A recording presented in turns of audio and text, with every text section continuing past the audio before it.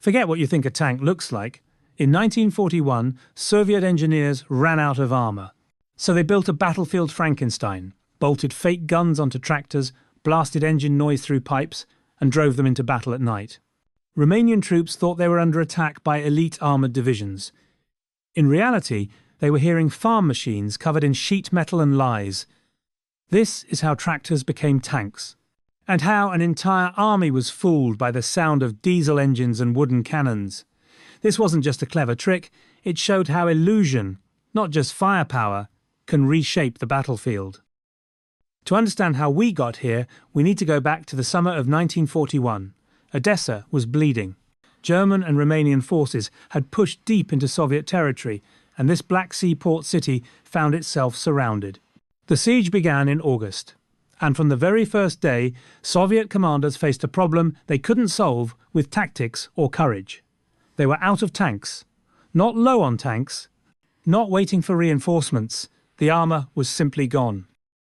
Destroyed in earlier fighting, broken down on roadsides, captured before they could retreat. What few vehicles remained were damaged, immobile, or missing critical parts. Infantry officers sent requests up the chain. They needed armoured support. They needed something with treads and a gun. The responses came back empty. There was nothing to send. And resupply wasn't coming either. Romanian and German forces had cut every land route into the city. Rail lines were useless. Cargo ships faced constant bombardment. Whatever equipment Odessa had on hand was all it would ever get. The math was brutal. Romanian forces had armour, Soviet defenders did not. Infantry can hold a position, but they can't stop a mechanised column. Every defensive line was temporary. Every fallback point was just delaying the inevitable. The city needed tanks immediately. Not next month, not after Moscow approved a production order, right now. So the commanders turned to the only people who might be able to help, factory workers who had never built a weapon in their lives. Here's the thing about Odessa.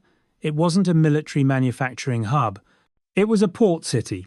Its factories built ships, processed grain, and manufactured agricultural equipment. The largest facilities produced tractors. Machines designed to pull ploughs across Ukrainian farmland, not charge enemy positions, but tractors were what they had.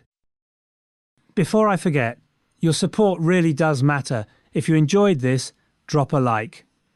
Anyway, back to the video. At the January Uprising factory, engineers gathered around STZ-5 artillery tractors and asked an unusual question. Not whether these machines could fight. Everyone knew they couldn't. The question was whether they could pretend. The STZ-5 was never meant for combat. Slow, 15 kilometers per hour, tops on a good road, underpowered engine, frame built for durability under working conditions, not survival under gunfire. Suspension that would buckle under the weight of real armour plating. But from a distance, especially at night, who could tell the difference? The engineers didn't have tank blueprints, no armour-grade steel, no gun mounts or turret rings or any of the specialised components that make a real armoured vehicle. What they had was scrap metal, welding torches, and 10 days to figure it out. So they got to work. They stripped the tractors down to their frames, welded sheets of thin steel to the sides, not enough to stop a bullet, but enough to create a shape. They fabricated turrets by hand, cutting and bending metal until something vaguely cylindrical sat on top of the chassis. Some vehicles got real weapons. Machine guns mounted where they could fit, giving the crews something to actually fire. But cannons? That was another story. The factories didn't have tank guns, and there was no way to mount heavy artillery on a tractor frame, even if they did. So they faked it. Workers carved gun barrels out of wood, painted them dark, mounted them in the turrets and pointed them forward. From 50 metres away in daylight, you might notice the deception. From 200 metres away at night, you'd see a tank. The result was designated the NI-1. The letters stood for Na Ispug. Roughly translated, that means for intimidation, or more bluntly, to scare. The name told you everything about what these vehicles were designed to do. Now, the engineers working on this project understood something important about warfare. Battles aren't just fought with bullets and shells, they're fought with information. and misinformation. Think about it. A real tank is dangerous because of what it can do, but it's also dangerous because of what the enemy thinks it can do. A commander who sees armor approaching has to make decisions: withdraw or hold, concentrate forces or spread them out, call for reinforcements or trust the line. Those decisions are based on assumptions, and assumptions can be manipulated. The NI-1 was designed from the ground up to manipulate assumptions. Every single detail served the illusion. The silhouette was carefully considered: wide tracks, a boxy hull, a turret with a protruding barrel. These are the shapes soldiers are trained to recognize, the shapes that trigger immediate responses. At night, when depth perception fails and shadows blur details, the shape is all that matters. The wooden guns were painted and positioned to match the proportions of real tank cannons. They couldn't fire, but they didn't need to. They just needed to look like they could. Even the armor plating, thin as it was, served the deception. Real tanks have angular surfaces. The NI-1 had similar angles. Not because they would actually deflect anything, but because they created the right visual impression. But here's where the engineers got really clever. They realized that in night combat, sound matters as much as sight, maybe more. The STZ-5 tractors were already loud. Agricultural engines aren't built for stealth. They rumble and roar and announce their presence across open fields. Most engineers would see this as a problem. The Odessa team saw it as an opportunity. They modified the exhaust systems, routed engine noise through steel pipes that amplified and deepened the sound. The tractors didn't just get louder, they got meaner. The pitch dropped. The rumble intensified. What had sounded like farm equipment now sounded like something heavier, something armoured, something dangerous. When these vehicles moved at night, the sound carried across the flat terrain around Odessa. It echoed off buildings and rolled through Romanian positions. Sentries heard engines in the darkness and reported armour. Officers heard multiple vehicles and assumed columns were approaching. The sound created its own reality. Before anyone saw anything, before a single shot was fired, Romanian troops were already reacting to tanks that didn't exist. And the Soviets didn't stop there. They paired the fake tanks with other deception techniques that amplified the chaos. Loudspeakers were mounted on vehicles and fixed positions near the front lines. At night, they broadcast a carefully designed soundtrack of terror, ticking clocks. A psychological pressure technique suggesting time was running out, shouted commands in Russian, creating the impression of organised units preparing to attack. Direct threats, telling Romanian soldiers that resistance was futile and death was coming. The broadcasts were crude by modern standards. But for exhausted troops sitting in trenches at 3 a.m, not knowing what was real and what wasn't, the effect was devastating. Romanian soldiers started reporting things that weren't there: armoured columns massing for attack, coordinated movements across multiple sectors, elite Soviet units preparing breakthroughs. None of it was real, but the reports went up the chain anyway. And officers making decisions based on those reports had no way of knowing they were reacting to loudspeakers and farm equipment. So how did these attacks actually work? The NI-1 crews developed tactics that maximised the illusion while minimising the risk of getting caught. Attacks happened at night, always at night. Darkness was the only real armour these vehicles had. The approach was silent. Crews cut their engines and coasted toward Romanian positions, using terrain and momentum to close the distance. Sentries straining to hear the sound of armour heard nothing. Then the engines roared to life at close range. The attacks were brief, 30 minutes, 45 at most, long enough to create chaos, short enough to withdraw before dawn. Machine guns fired into Romanian positions. The noise was real. The muzzle flashes visible, the bullets lethal. In the confusion, who could tell that the tank cannons never fired? Who was counting shots and calibers while tracers cut through the darkness? The crews didn't press their luck. Hit hard, create maximum confusion. Pull back before daylight could expose the deception. By sunrise, they were gone, leaving behind uncertainty and inflated threat assessments. Romanian troops who survived these attacks reported being hit by armoured units. Their officers had no reason to doubt them. The reports matched what everyone expected. The Soviets had tanks, and those tanks were attacking. What happened next was a cascading failure of Romanian decision-making. Military doctrine is built on predictable responses to identified threats. When armour is detected, certain procedures kick in. Units reposition, reserves move forward, anti-tank weapons deploy. Supply lines adjust.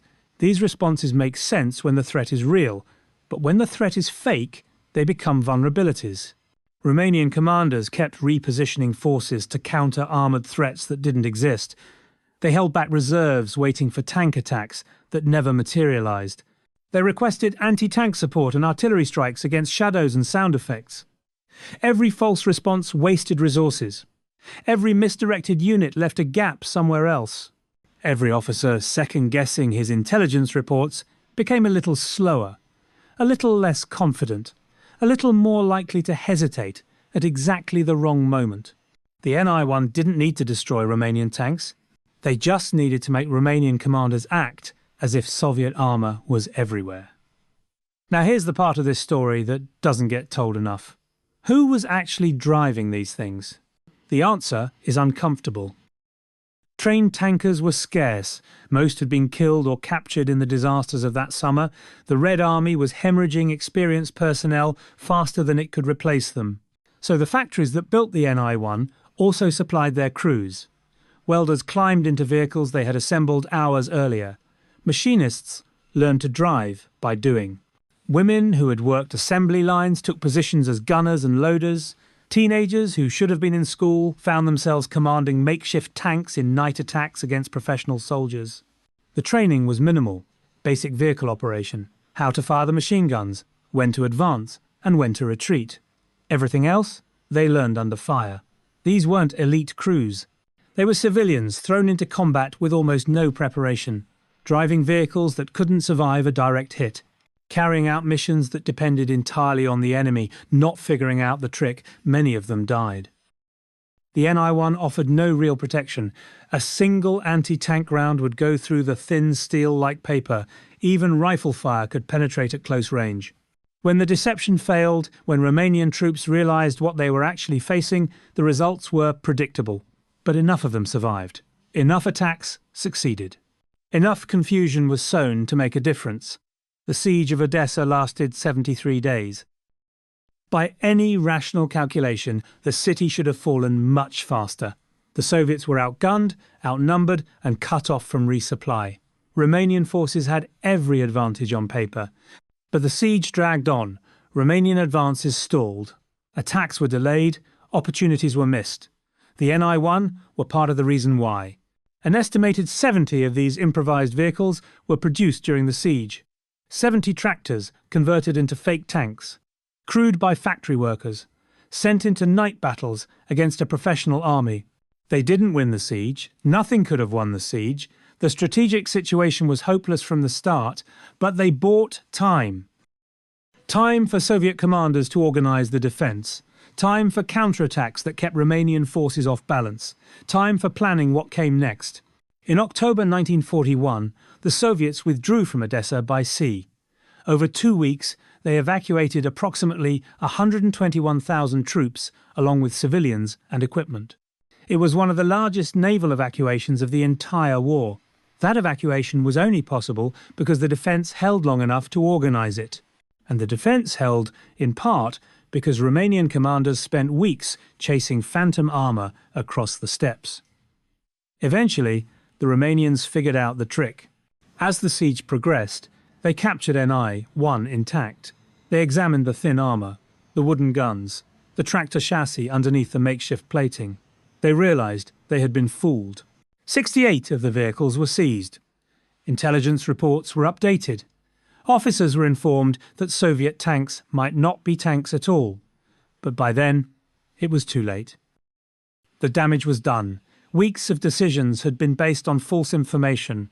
Resources had been misallocated. Momentum had been lost. The captured vehicles revealed the trick, but they couldn't undo its effects. And there was a deeper problem that persisted even after the discovery. Even knowing that some Soviet tanks were fake, Romanian commanders couldn't assume all of them were. The Ni-1 had operated alongside real armoured vehicles when any were available. The Soviets had mixed genuine threats with decoys. So which tanks were real? Which were fake? How many of each? The intelligence picture was hopelessly muddied. And it stayed that way. The Ni-1 wasn't a one-time improvisation born from a single desperate moment. It became official policy. Soviet leadership recognized what had been accomplished at Odessa. Resolution 219 formalized the concept, ordering tractor factories across the USSR to prepare for similar conversions. Other cities under siege built their own versions. Other factories welded scrap steel to agricultural chassis. The specific designs varied, but the principle stayed constant. When you can't build real tanks, build convincing fakes. It was a doctrine born from desperation, but it worked often enough to justify continuing. The Red Army was losing in 1941, pushed back on every front, suffering casualties that would have broken most militaries. In that context, anything that bought time, created confusion, or forced the enemy to waste resources was worth trying. The tractor tanks were never going to win battles on their own, but they could make the enemy fight harder for victories that should have been easy. In a war of attrition, making your opponent waste effort on phantom threats has real strategic value. So what's the lesson here? What does a bunch of tractors with wooden guns tell us about anything beyond this one specific siege? These vehicles were objectively terrible, slow, fragile, underarmed, operated by untrained crews. In any direct comparison with real tanks, they failed every metric that matters. But they weren't designed for direct comparison. They were designed for perception. The Romanian army didn't fight the Ni-1 as they actually were. They fought them as they appeared to be. They reacted to silhouettes, engine noise, muzzle flashes in the darkness. They made decisions based on what they expected to see, not what was actually there. That gap between perception and reality, that became a weapon. The Soviets at Odessa understood something fundamental about conflict. Certainty is rare. Commanders make decisions based on incomplete information, filtered through exhausted observers, processed by stressed analysts. The picture is always partial, the truth is always uncertain. And that uncertainty can be exploited. If you can control what the enemy sees and hears, you can influence what they believe. If you can influence what they believe, you can shape what they do. 70 tractors with fake guns held a city for weeks against a modern army. Not because they were strong, because they were believed.